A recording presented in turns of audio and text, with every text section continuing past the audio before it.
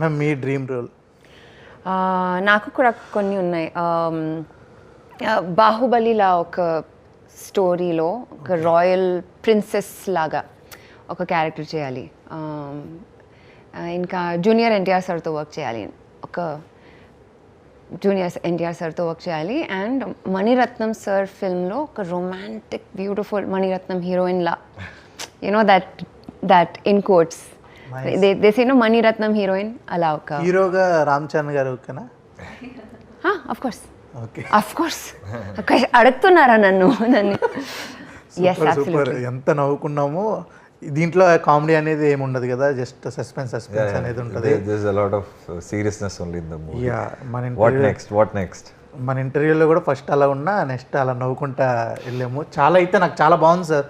ఇదైతే what next అని ఉంది. మాస్ జాతర చూసి మంచిగా మాస్ ఫిల్మ్ ఎంజాయ్ చేస్తాం, తర్వాత మీది చూసి మంచిగా సస్పెన్స్, దాని తర్వాత ద ఎపిక్ ఇక్కడ చూద్దాం.